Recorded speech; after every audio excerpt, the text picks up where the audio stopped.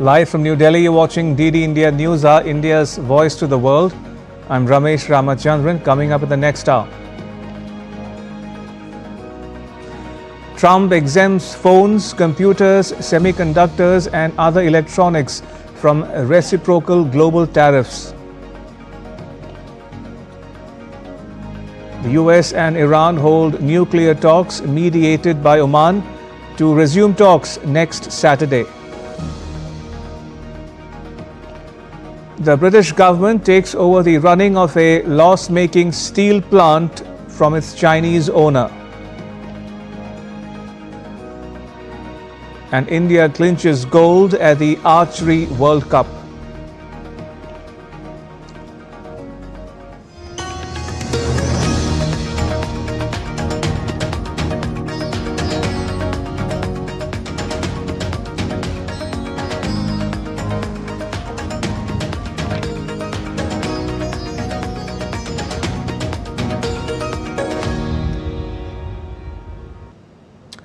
The US and Iran have agreed to hold more talks next week after what both sides call constructive negotiations in Oman, their highest level contact since the collapse of the 2015 nuclear deal.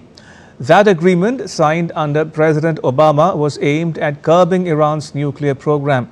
But President Donald Trump pulled the US out of it during his first term in 2018. Now, with Trump back in office, he is warning of military action if a new deal is not reached. Here's the latest on the US-Iran nuclear dialogue. US and Iranian delegations wrapped up indirect talks in Muscat on Saturday and agreed to reconvene next week. The discussions are part of efforts to revive a nuclear agreement and ease escalating tensions. I think they're going okay. Well, I can't tell you because nothing matters until you get it done. So I don't like talking about it, but it's going okay. The Iran situation is going pretty good. The two nations, adversaries for over 4 decades, are aiming to strike a fresh deal after Donald Trump withdrew from the 2015 nuclear accord during his first term in office in 2018. Iranian Foreign Minister Abbas Araghchi and US President Donald Trump's special envoy Steve Witkoff led the talks at the same venue where the 2015 agreement was struck when Barack Obama was US President. Saturday's meeting was the most high-level nuclear dialogue between the two countries since the original deal was signed in 2015. Neither we nor the other side want fruitless negotiations, discussions for discussion's sake, time-wasting or talks that drag on forever. The American side also said that the desired agreement is the one that can be reached in the shortest possible time, but that it will not be easy and will require the necessary will from both sides. Iranian Foreign Minister also said that he briefly spoke face-to-face with Witkoff during the largely indirect negotiations mediated by Oman. Talks are scheduled to resume next Saturday. During the meeting, I think we came very close to a basis for negotiations. At our next meeting, if we can finalize that basis, we will have gone a large part of the way. Negotiators met in separate rooms, with Oman's foreign minister shuttling messages between the two sides. This is just a beginning, so it's natural that at this stage, both sides are exchanging their fundamental positions through the Omani mediator. Therefore, we do not expect the discussion to be very long. The White House called the talks positive and constructive, with Trump's envoy's direct involvement seen as a step forward. Iran, which is under pressure from heavy global sanctions and its allies' recent setbacks in Lebanon and Gaza, is pushing for economic relief. The US, meanwhile, wants to ensure Iran never gets close to developing a nuclear weapon. The abandoned 2015 deal, which took nearly 2 years of intensive negotiations, restricted Iran's nuclear ambitions while allowing peaceful energy use. Since Trump's exit from the pact in 2018, Iran has ramped up uranium enrichment. A recent IAEA report said that Iran holds over 270 kilograms of uranium enriched to 60%, which is close to weapons-grade level. Iran's nuclear program is complex, and the wider West Asia is far more volatile. Bureau Report, DD India. And joining us on the debate is Dr. Rajiv Nayan, Senior Research Associate at the Manohar Parrikar Institute for Defence Studies and Analyses. It's an Indian government-funded think tank headquartered in New Delhi. Dr. Nayan, welcome to DD India NewsHour. Good to have you join this discussion. Now, the talks have begun in Oman. You think it's a welcome sign, a good omen? Yeah, definitely. It's a first step towards breaking the ice. For long, both the countries were at loggerheads. Right. And the way the Republican administration was dealing with Iran, it looked that there could be a crisis. But interestingly, Trump, who is known for throwing surprises, had thrown a surprise in the very beginning of January. In fact, even before that, he had just hinted that there could be a talk with Iran. It really stunned the world because he was the man who had somehow just sabotaged the deal which had been negotiated earlier by Obama administration. And the same man talked about cutting a deal with Iran. Right. So that was really a welcome step.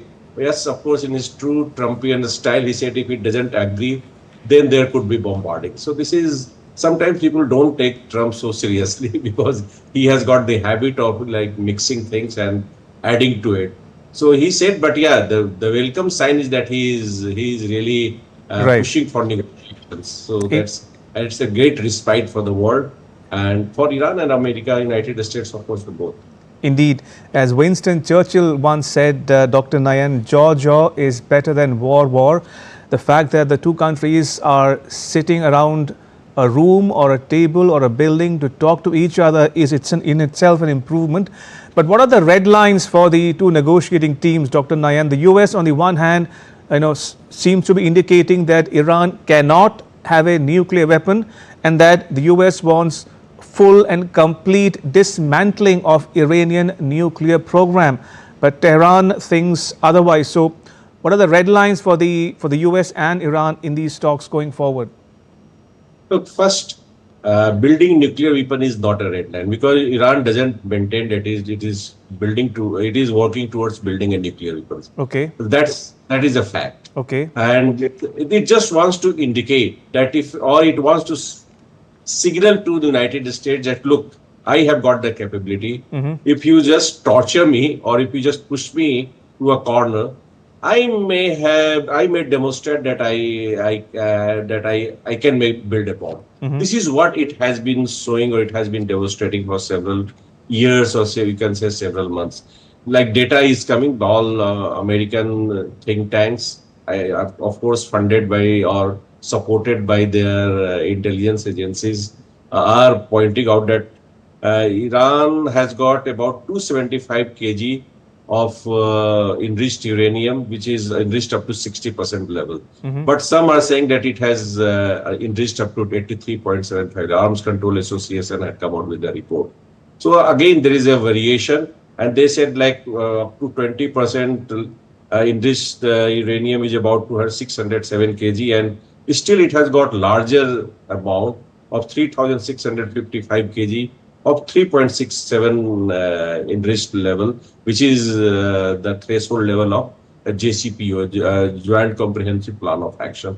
So what we are witnessing, that there is with different amounts which Iran is still freezing. It is not going whole hog to enrich all its uranium up to the weapon grade level, but it has reached, no doubt, it has reached the level and it has somehow increased the level of enriched uranium, higher level of enriched uranium. And what it may do, it is not that it will not scale down. It may not dismantle, it may not agree to dismantle its uranium enrichment capabilities or facilities, will not dismantle its facilities. What it will do, the same, it will bring down to 3.67% or just to demonstrate that, okay, I can bargain. So maybe 4%, maybe 3%. So something like that it will come down to. The United States will also stop insisting on completely dismantling the capability or the facilities. So this is what we Right. may see negotiations in the coming years or next week when they are going to meet again on Saturday. Right. Second, the real point of contention is about missiles. And the Israeli lobby wants taking out of the Iranian missile capability, which it is not going to agree to. Now, how they are going to manage it, that will be a matter of real interest. Third will be about that this is what they are really feeling sigh of, and they are feeling relieved, and that is no discussions on Iranian proxies. They expected that there will be some linkage between Iranian proxies, means Hamas, Hezbollah, and Houthis. So that did not apparently come out in discussion. This is what Iranians are informally indicating to the world. So that is again that red somehow, what you say, red line you may say or you may not say, but yeah, that is there. That is very much there. So this is what we witness. In red lines are being there and already there. So, but there will be some compromises because both sides understand that there should be a deal. And thankfully, it is coming from Trump's side. Arachi is the veteran. He was the number 2 man in the last JCPOA negotiation. So, of course, he knows the American nuclear establishment very well. And he knows all the points of pulls and pressures. You spoke about compromises, Dr. Nayan. I'll come to that in just a bit. But, hearing you, I can draw up in my head 2 scenarios. One, as you say, Iran does not want a nuclear weapon. And Iran says, on the other hand, there's another scenario where Iran could choose to have a nuclear weapon, could weaponize its uranium enrichment to a higher level and, get within months of, building a bomb. There is also a school of thought which says Iran could expel IAEA inspectors going forward if US keeps up the rhetoric.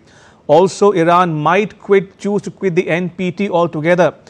So how sanguine are you that Iran, for all practical purposes, does not want to acquire a nuclear weapon?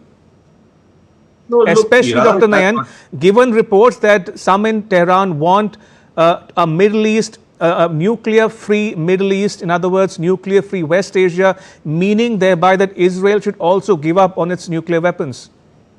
Yes, of course, Israel has got nuclear weapons, but they don't acknowledge. This is the agreement, famous Golda Meir agreement, which they had. You don't acknowledge, don't say about, or don't dismantle. You just keep it in the basement. The famous phrase which we also talked about in 80s or 70s. Mr. K. Subramaniam was famous for referring to this bomb. India should also keep a bomb in the basement, but that is different thing. Just now, I don't think Iran will be seriously negotiating about acquiring nuclear weapons in place of dismantlement, or not acquiring nuclear weapons in place of dismantling of Israel. It knows that it is not going to happen. So it will be a non-starter, and it will unnecessarily start the tension with United States. So that situation it will not like to have. Now it wants to have its famous $6 billion, which is parked in Doha, and it wants to get it released. I think this is its immediate unlocking of that fund is its immediate goal. Plus, not raising the level of tension with United States or with Israel. Somehow it wants to come down. It knows that Trump is highly unpredictable. So better don't get into that kind of situation. Have you just drag United States into some kind of deal so that sanctions are removed. Iran starts functioning relatively better. I will not say normally, but at least its economy starts working well. It starts supplying oil to the world. It becomes once again an important supplier of oil and energy, whatever, and other items also. So this is what it wants. So I think they have their focus too. United States also wants that its rhetoric, which it say that it will build the bomb. It knows that it is signaling. It is not really very serious. It has got capability, no doubt about it. If it wants, it may build bombs not in months, but in weeks. It has got delivery capability, everything it has got. So that is not an issue for Iranian. But somehow it is resisting, and that we must appreciate Iranian leaderships. And third thing about that, as you mentioned, that NPT thing. NPT, again, it is a kind of a bargaining stance that it says that it is there. So I will be withdrawing. NPT is not a difficult job. You just give a notice. Any country has got the right under Geneva Convention to enter into or withdraw from a treaty. So that's a different issue, and it has been raising its voice against functioning of NPT. And in each and every PrepCon or RevCon, it presents Iran presents a very well written papers, working papers, whereby it accuses United States of violating NPT. That it says that nowhere in the NPT there is restrictions or prohibition on enrichment or reprocessing rights of the country, of a member country, but it says that the United States unnecessarily forces a country to restrict all these two activities. Second, on export control, it maintains that export control is basically a violation of NPT. So these papers, and very legally very high standard, these papers are of very high standard, and they are presented every year. But somehow the global knowledge order is based on American thinking or Western thinking. Iranian arguments or Iranian papers are generally not forget about taking seriously by the Committee of Nations. But it is very well written, legally very sound. Right. I'm afraid that's all we have time for. I will have to leave it at that. As Dr. Nayan says, from an Iranian perspective, the limited objective is to drag the US to talks, ensure that some sanctions are lifted, some restrictions are lifted, and possibly help Trump get a Nobel Peace Prize. Who knows? We leave it at that. Thank you, Dr. Nayan, for joining us and sharing your thoughts with our viewers at home and abroad. Thank you for your time. Much appreciated. And still to come on DD India NewsHour. US-funded Arabic language TV to cease broadcast. And China continues to reel under extreme weather.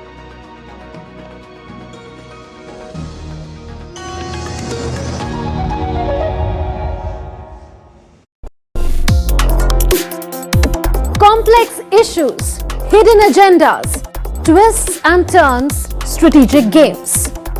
We think all dots are linked. We just need to connect them.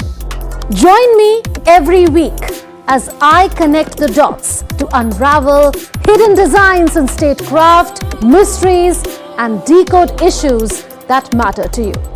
Watch Connecting the Dots with me at these times on DD India.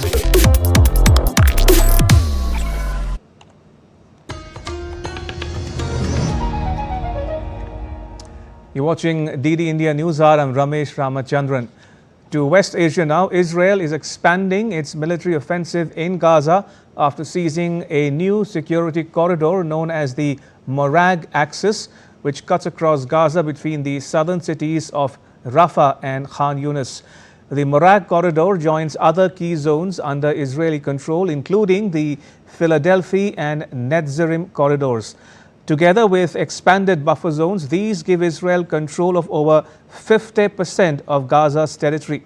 Its defense minister, Israel Katz, said this move effectively links the Philadelphia route along the Egyptian border to Morag, creating a wider Israeli-controlled security zone.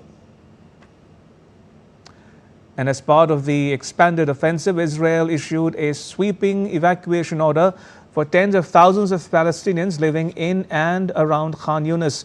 The military said the move came after rocket fire from the area, prompting retaliatory strikes. It's been reported that Egypt proposed a deal involving the release of 8 living hostages and 8 bodies in exchange for a 40 to 70-day truce and a major prisoner release. Meanwhile, in Tel Aviv, hundreds of Israelis gathered to mark the Passover festival and called for the release of hostages. Hamas released a video showing Israeli-American hostage Eden Alexander criticizing Israel's government for failing to secure his release. The soldier was abducted during the 7th October 2023 attacks in Israel. US President Donald Trump has said that talks aimed at ending the conflict in Ukraine may be going okay, But there's a point at which you just have to either put up or shut up. Trump made the comment to reporters a day after he showed frustration with Russia and told it to get moving on reaching a deal. Trump's special envoy Steve Witkoff held talks with Russia's President Vladimir Putin about the search for a peace deal. The talks came at a time when US-Russia dialogue aimed at agreeing to a ceasefire ahead of a possible peace deal to end the conflict appeared to have stalled over disagreements around conditions for a full pause in the hostilities. There are other talks going on. I think Ukraine, Russia might be going okay. And you're going to be finding out pretty soon. You know, there's a point at which you just have to either put up or shut up, and we'll see what happens. But I think it's going fine. The Kremlin has said that relations with the United States were moving ahead very well, but cautioning that the damage done to ties with Moscow under the previous US governments was grave. Everything is moving ahead very well. The fact is that reanimating relations from scratch is a very difficult task, requiring very intense diplomatic and other efforts. The whole journey consists of small steps to recreate an atmosphere of at least minimal mutual trust, to strengthen this mutual trust. This is what is being done now. Contacts are being made through the special services. Contacts are being made through the Foreign Ministry, meaning between the Foreign Ministry and the State Department. 3 years on, the Russia-Ukraine conflict shows no signs of slowing down. Sunday turned deadly in Ukraine's north. A Russian ballistic missile struck the heart of Sumy, killing at least 21 people and injuring over 80. Ukraine's President Volodymyr Zelensky condemned the strike, urging the international community to respond with strength and resolve. Meanwhile, Russia has claimed gains on the battlefield, announcing the capture of Yelyazevivka village in Ukraine's embattled Donetsk region. And in yet another escalation, Moscow says Kyiv carried out 2 strikes on Russian energy infrastructure within 24 hours. That is despite a US brokered agreement last month to halt attacks on each other's energy facilities, an agreement both sides now accuse the other of violating.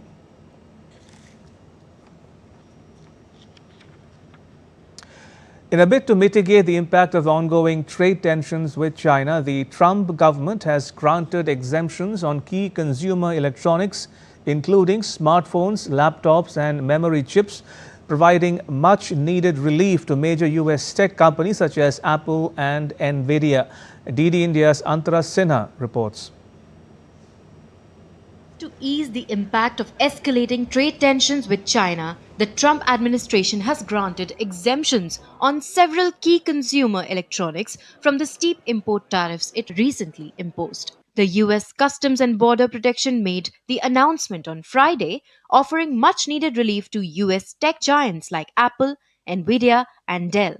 The US CBP listed some 20 products, also including semiconductor-based transducers, solid-state storage devices, and flat panel displays. The exemptions apply to products such as smartphones, laptops, memory chips, and other vital electronics, which were previously subject to high tariffs of up to 145% on Chinese imports. I'll give you that answer on Monday. We'll be very specific with Monday. But we're taking in a lot of money. As a country, we're taking in a lot of money. This relief, retroactive from April 5, will narrow the impact of these tariffs, which have been particularly damaging for major tech firms that rely on Chinese manufactured components. Apple produces iPhones and other premium products in China and stands to benefit significantly from the exemptions. Although listed among the exempted goods, semiconductors could still become a target of industry-specific tariffs Trump has suggested, placing on imports from all countries. Trump said he would give a very specific answer to the questions of any future semiconductor levies on Monday. Analysts have hailed the move as a positive development for the tech industry. Antara Sinha for DD India. Meanwhile, Al Hurra, which is the US-funded Arabic language TV network launched in 2004 after the Iraq invasion, will cease broadcasts following the Trump government's decision to cut its funding. The move is part of a broader cost-cutting initiative reportedly influenced by Elon Musk. Al Hurra's parent organization, the Middle East Broadcasting Network, said that most staff will be laid off, though limited digital operations will continue. Similar US-backed outlets like the Voice of America and the Radio Free Asia are also struggling, with some seeking foreign support or shifting to reduced online operations. The UK government took effective control of Britain's last remaining factory that makes steel from scratch from its Chinese owners after lawmakers approved an emergency rescue. At a rare weekend session, Parliament approved the law without opposition to take over the running of the Scunthorpe site, which employs several thousand people and produces steel crucial for UK industries, including construction and rail transport. It has been received from the Lords as follows. The Lords agree to the Steel Industry Special Measures Bill without amendment. I must report to the House that His Majesty the King has signified his royal assent to the following Act under the Royal Assent Act 1967. Steel Industry Special Measures Act 2025. The struggling plant in northern England had faced imminent closure, and Prime Minister Keir Starmer had his government stepped in to save British steel with legislation to prevent its blast furnaces from going out. Japan's World Expo 2025 in Osaka has opened its doors to the public for the very first time. The event is drawing large crowds eager to experience what the 6-month-long exposition has to offer. The expo will showcase cutting-edge innovations in technology, sustainability and international collaboration. It aims to bring together over 1/6 nations to address pressing global challenges and co-create a better future for all. And now take a look at what else is making news around the world. Mexico's southern state of Oaxaca calls for urgent help to extinguish a fire ripping off 500 acres of hectares of land. Communities were on alert from Friday after a blaze started in Santo Domingo, Tomaltepec, and strong winds drove the flames into neighboring towns. Firefighting brigades and volunteers are on tour to extinguish the flame. Spain has declared a state of emergency after torrential rainfall over the Spanish Canary island of Lanzarote on Saturday. A video footage showed a surge of floodwater streaming under a bridge while some homes had been submerged. Northern China continues to reel under extreme weather as a powerful cold front battered the region over the weekend, bringing gale-force winds, heavy rain and snow. The National Meteorological Center renewed its orange alerts, China's second highest weather warning for gales and blizzards, while also maintaining blue alerts for sandstorms. Indonesians are flocking to watch homegrown horror films in cinemas, crunching popcorn and screaming, drawing on the country's penchant for ghost and monster stories. The genre now dominates Indonesia's theatres after this folklore helped the industry rise from the grave at the start of the century. And still to come on DD India NewsHour. Prime Minister Narendra Modi to visit Haryana on Monday on the occasion of Ambedkar Jayanti. Fresh tremors hit Myanmar as the country scrambles to recover from the deadly 28th March earthquake. And the Government of India invites nominations for the 2026 Padma Awards.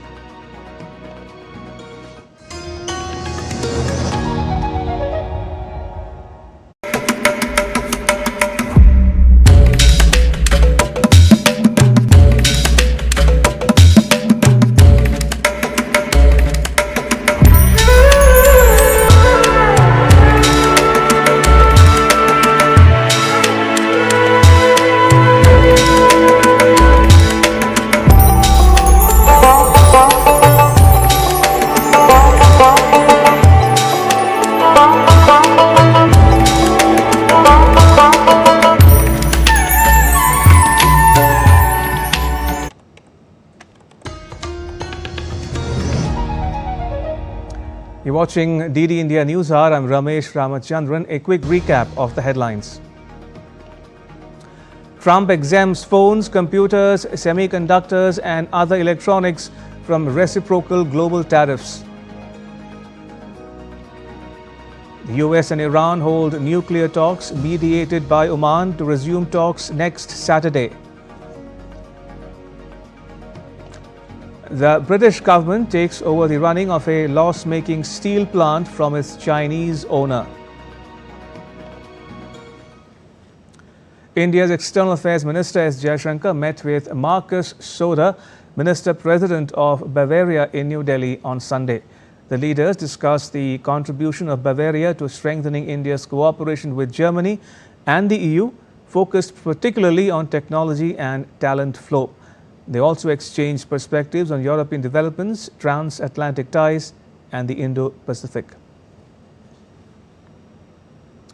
India's largest building material and construction expo, Vibrant BuildCon 2025, was inaugurated by Minister of Commerce and Industry Piyush Goyal at the Yashobhoomi Convention Centre in New Delhi on Sunday. The event is a landmark gathering of the global construction and infrastructure industry, featuring over 250 exhibitors, 50,000 plus domestic visitors and 700 plus international buyers across a vast 27,000 square meters of exhibition area. Addressing the event, Minister Goyal said India of today, including its youth power, aspire to become a global superpower. Bharat 2047 is the goal of every Indian. Each one of us has to contribute to Viksit Bharat 2047. And to help realize these dreams, we have to adopt the best practices. We have to be sustainable, achieve net zero targets. We have to be energy efficient. We have to reduce pollution levels. Focus on clean cities, clean environment. We have to look at precast construction, precast fabrication, modular buildings. Home Minister Amit Shah attended the National Cooperative Conference in Bhopal, Madhya Pradesh, where he witnessed the signing of an agreement between the State Dairy Union and the National Dairy Development Board, or the NDDB. The plan involves an investment of Rs 2,500 crores as part of the White Revolution mission aimed at achieving fair pricing and efficient milk procurement for dairy farmers. The decision for the collaborative agreement was announced recently by Chief Minister Mohan Yadav, saying that this step would be pivotal for boosting milk production in the region. ने सबसे पहला काम किया, primary society जो primary agriculture society के नाम से जानी जाती है, इसके लिए एक मॉडल बायलॉज बनाए और मॉडल बायलॉज को सभी राज्य सरकारों को भेजा। मगर मैं हर्ष के साथ कहना चाहता हूं, आज संपूर्ण भारत ने मॉडल बायलॉज को एडॉप्ट कर लिया। जब आपकी नीयत ठीक हो, परिश्रम करने की वृत्ति हो, तो नतीजे भी ठीक ही आते हैं। Prime Minister Narendra Modi will visit Haryana on Monday on the occasion of Ambedkar Jayanti. During his visit, the Prime Minister will flag off a commercial flight from Hisar to Ayodhya and lay the foundation stone of the new terminal building of Hisar Airport. The Prime Minister will also inaugurate and lay the foundation stone of development projects in Yamuna Nagar and address a gathering on the occasion. Boosting power infrastructure in the region along with the vision of electricity reaching the last mile, he will lay the foundation stone of an 800 megawatt modern thermal power unit of the Deen Bandhu Chotu Ram thermal power plant at Yamuna Nagar. Taking forward the vision of the Gobardhan scheme, the Prime Minister will lay the foundation stone of a compressed biogas plant in Mokarapur in Yamuna Nagar. He will also inaugurate the 14.4 kilometer long Rewari bypass project under the Bharatmala Pariyojana. As the nations gear up to celebrate the 134th birth anniversary of Baba Saheb Bhimrao Ambedkar on April 14th, a procession was carried out in India's capital New Delhi to remember his thoughts and pay tributes to him. People remembered Ambedkar's message for life along with his contributions for the nation. India's youth took pledge to work as per the teachings of Dr. B.R. Ambedkar. भूल नहीं सकता परम आदरणीय इस देश के यशस्वी प्रधानमंत्री रहे स्वर्गीय अटल बिहारी वाजपेयी जी को। उस समय उन्होंने जब बाबा साहब को भारत रत्न देने की बात कही तो उस समय की जो देश की सरकार थी उस प्रस्ताव को नकारने का काम किया, पर अटल बिहारी वाजपेयी की सरकार में बाबा साहब को जो सम्मान मिलना चाहिए था भारत रत्न से पुरस्कृत कर उनके नाम और देश का गौरव बढ़ाने का काम भी किया गया, तो अटल बिहारी वाजपेयी सरकार में किया गया। Prime Minister Narendra Modi has greeted everyone on the occasion of Baisakhi. The Prime Minister wished that the festival bring new hope and happiness in everyone's life and that we always celebrate the spirit of togetherness, gratitude and renewal. Baisakhi marks the first day of the month of Vaisakh and is seen as a celebration of spring harvest, primarily in Punjab and northern India.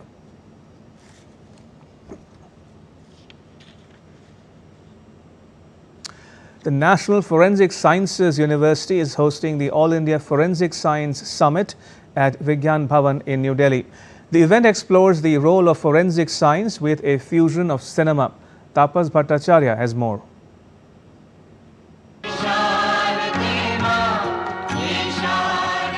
In a landmark initiative, the National Forensic Sciences University under the Ministry of Home Affairs, Government of India is hosting the All India Forensic Science Summit 2025 at Vigyan Bhavan, a 3-day journey into the future of justice and investigation. On April 13th, the stage was set with 2 groundbreaking events, the Film Forensics Symposium and the Forensic Hackathon.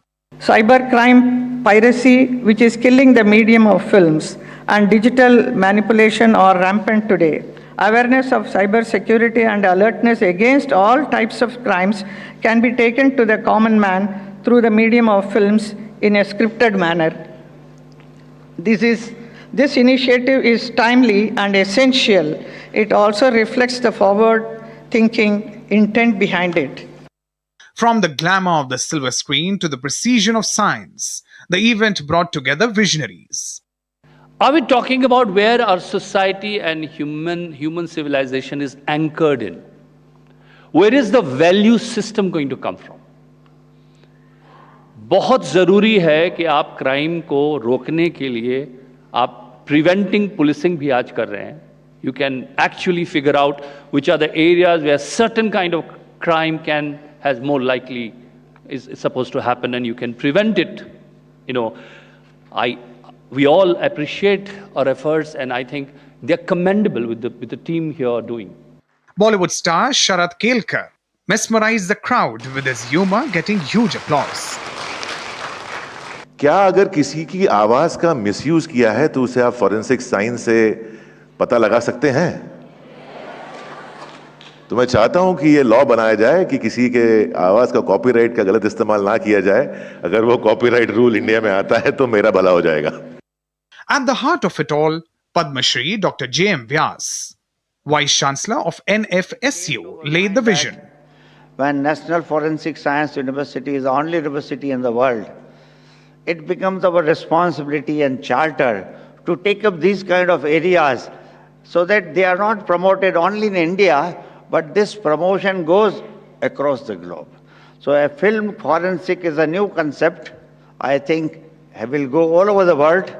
And then, wherever this kind of issues come up, people will remember forensic experts, and there will be a good collaboration between the film industry and forensic experts.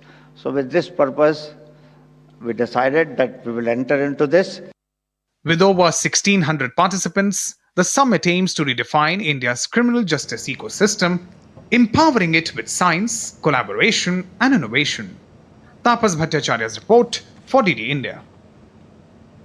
In a major global shift, Apple is now producing iPhones worth $22 billion here in India, a clear sign of the tech giant reducing its reliance on China. According to reports, nearly 20% of Apple's total iPhone production is now coming from India. The move comes amid ongoing geopolitical tensions, COVID-related disruptions, and Apple's push to diversify its global supply chain.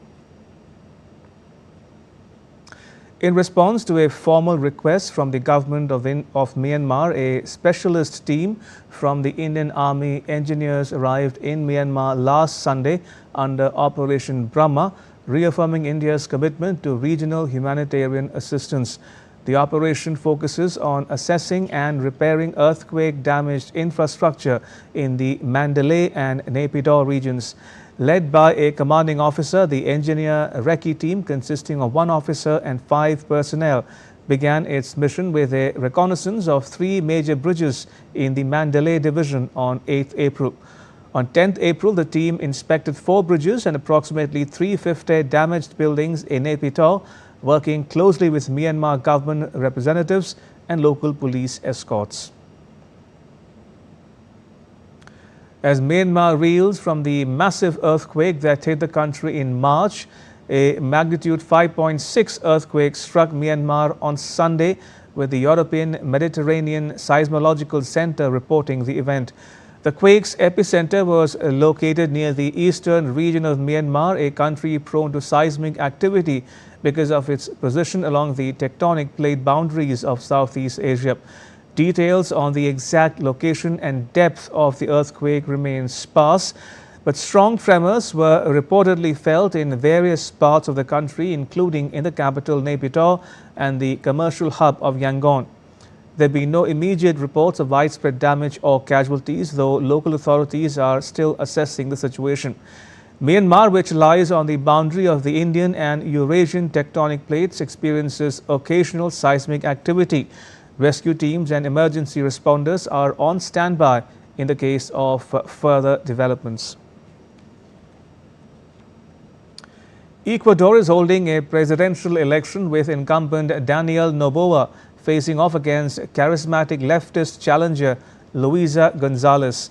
Early voting in Ecuador commenced on Friday as ballot boxes were dispatched to the elderly and people with disabilities, paving the way for the presidential elections slated for Sunday. The election is dominated by cartel violence that has made Ecuador one of the deadliest countries in Latin America.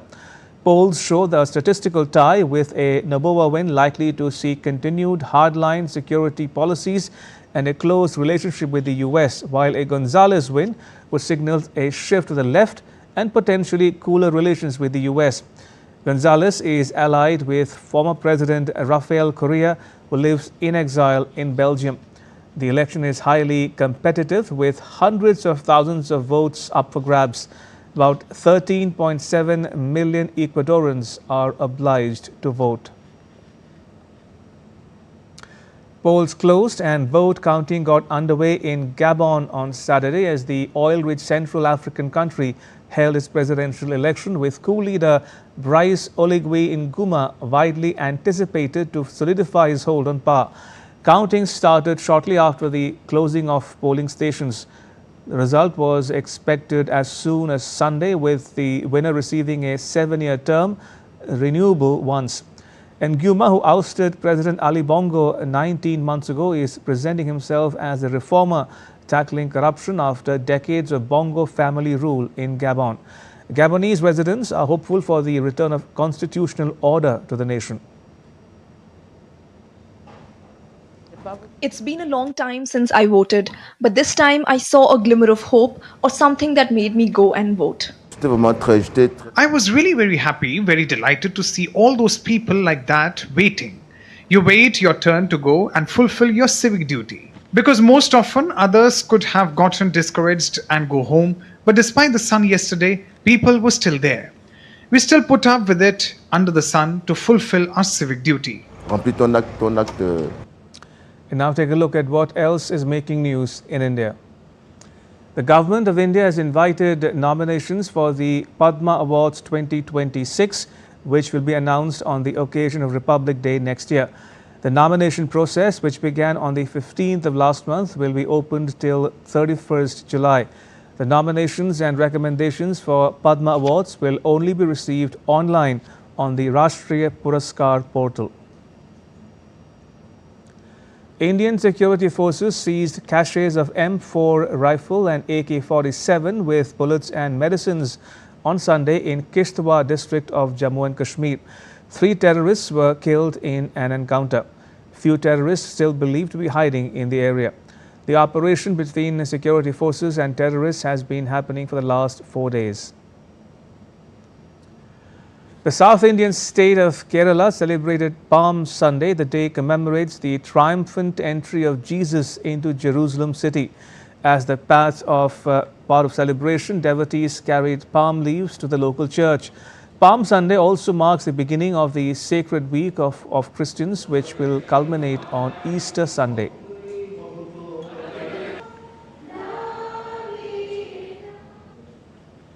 And still to come on DD India NewsHour. India observes the anniversary of the Jallianwala Bagh massacre of 1919. And in sports, the Indian women's tennis team books a playoff berth at the Billie Jean King Cup.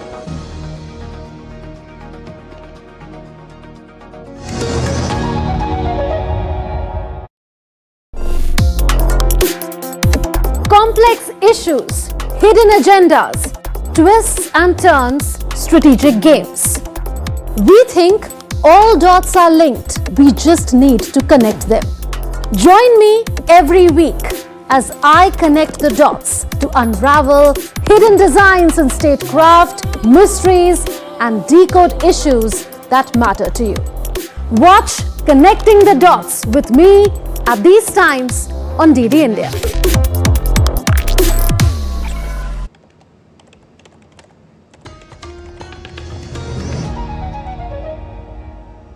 You're watching DD India NewsHour. I'm Ramesh Ramachandran.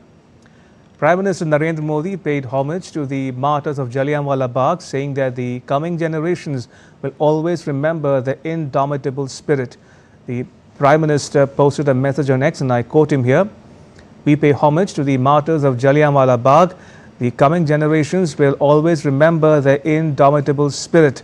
It was indeed a dark chapter in our nation's history. Their sacrifice became a major turning point in India's freedom struggle," unquote.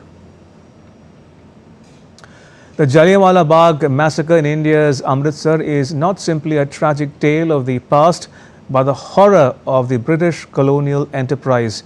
This monstrous carnage of April 13, 1919 is eternally engraved in the collective consciousness of Indians. April 13 is remembered as the Black Day in Indian history. It was on this day in 1919 that innocent, unarmed men and women were massacred at the Jallianwala Bagh in Amritsar. But did you know what led to the horrific act of cruelty, and how did the events unfold? Let's find out in this video.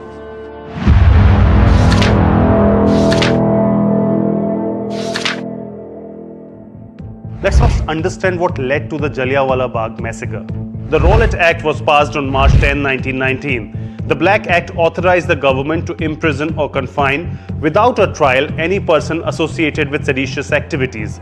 This led to nationwide unrest. Mahatma Gandhi initiated Satyagraha to protest against the Rowlatt Act. In fact, earlier on April 7, 1919, Gandhiji published an article called Satyagrahi describing ways to oppose the Rowlatt Act. The British authorities then get into a huddle to discuss about the actions need to be taken against Mahatma Gandhi and any other leaders participating in the Satyagraha. Subsequently, orders were issued to prohibit Gandhiji from entering Punjab and to arrest him if he disobeyed the orders. On the other hand, two prominent leaders who were a symbol of Hindu-Muslim unity, Dr. Saifuddin Kishliu and Dr. Satyapal, organized a peaceful protest against the Rowlatt Act in Amritsar. What happens next? Things start heating up gradually. Michael O'Dwyer, the Lieutenant Governor of Punjab at that time, issued orders to the Deputy Commissioner, Mr. Irving, to arrest Dr. Satyapal and Dr. Kichliu on April 9, 1919, when Ram Navami was being celebrated. On the same day, Mahatma Gandhi was arrested too, and people were unable to understand the reason behind the arrest.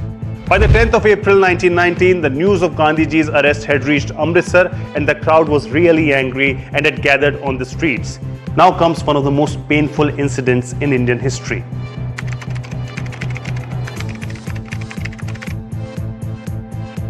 On April 13, 1919, the public had gathered to celebrate Baisakhi at the Jallianwala Bagh. However, the British point of view was that it was a political gathering. People had gathered at Jallianwala Bagh despite Brigadier General Reginald Dyer's orders prohibiting unlawful assembly. Two resolutions were to be discussed at the Bagh, one condemning the firing on April 10 and the other requesting the authorities to release their leaders. As General Dyer got to know about people assembling at the Bagh, he reached there with his troops. What followed was a bloodbath and one of the most inhumane acts in the history of mankind. General Dyer blocked the only exit and ordered his troops to open fire without giving any warning. A total of 1,650 bullets were fired during the firing, which continued for about 10 minutes. Only after British troops ran out of ammunition did the firing stop. While many were killed due to the fire shots, so many others lost their lives by jumping in the well inside the Jallianwala Bagh. The total estimated figure of the dead as given by General Dyer and Mr. Irving was 291. However, other reports, including that of a committee headed by Madan Mohan Malviya, put the figure of dead at over 500. Some estimates also mention numbers going up to 1,000 as well. 106 years on, and nobody knows exactly how many people died in the Jallianwala Bagh massacre. But the spirit of those martyred brave hearts still continues to shine on. To sports news now, the Indian compound mixed team of Rishabh Yadav and Jyothi Vennam bagged gold medal at the Archery World Cup in the United States. Rishabh and Jyothi held their nerve in a tense finish to defeat Chinese Taipei's Wang Yizhu and Chen Qianlun in the final. The Indian duo trailed for most of the contest, however, they stepped up when it mattered the most. The mixed team event in compound archery will make its Olympic debut in 2028. The Archery World Cup is the first major international competition since the announcement was made earlier this week. In cricket, Delhi Capitals will host Mumbai Indians in the Indian Premier League on Sunday. Akshar Patel-led Delhi Capitals are the only undefeated team so far, securing victories in their 4 matches. They look to put up another good performance. On the other hand, 5-time champions Mumbai Indians have stumped to 4 defeats. They've managed just 1 win in the 5 matches so far. They are 8th in the points table and desperately need to bounce back. The Indian women's tennis team secured its playoff berth after bagging 2nd place at the Billie Jean King Cup Asia-Oceania Group 1. The hosts progressed to the next round after registering a 2-1 win against the People's Republic of Korea in the final game of the tournament in Pune. This is only the 2nd time that India have qualified for the playoffs, having previously done so in 2020. It was a dream debut for Srivalli Brahmidipati as she maintained her unbeaten run in the tournament. New Zealand secured top spot in Group 1. Elina Svitolina sealed Ukraine's berth in the Billie Jean Cup finals for the first time with a 2-1 win over Switzerland, as Britain and Spain also advanced. In The Hague, Britain beat hosts the Netherlands 2-1 to top Group F, while Spain ended Czech Republic's hopes at home with a 2-1 win. Svitolina beat Jill Teichmann 6-4, 6-2 to level the tie 1-1, ensuring Ukraine will finish top of Group E. The 3 countries joined hosts China, defending champions Italy and Kazakhstan in the 8-team finals in Shenzhen from the 16th to the 21st of September. The world's best 2 chess players will square off with the final of the Paris Freestyle Chess Grand Slam after setting up a blockbuster showdown in semi-finals. World number 1 Magnus Carlsen booked his spot in the decider after overcoming Fabiano Caruana, while world number 2 Hikaru Nakamura got the better of Vincent Kima. The Paris tournament offers $750,000 in total prize money, with $200,000 to be awarded to the eventual champion on 14th April. That's all for this edition of DD India NewsHour. Let us know your thoughts on the news of the day. You can get the latest news and updates on the DD India mobile app. It's available on both Android and iOS platforms. Scan the QR code now on your screen to download it. We'll be back with more news as it breaks here on DD India. I'm Ramesh Ramachandran. All of us here in New Delhi. Thanks for watching DD India NewsHour.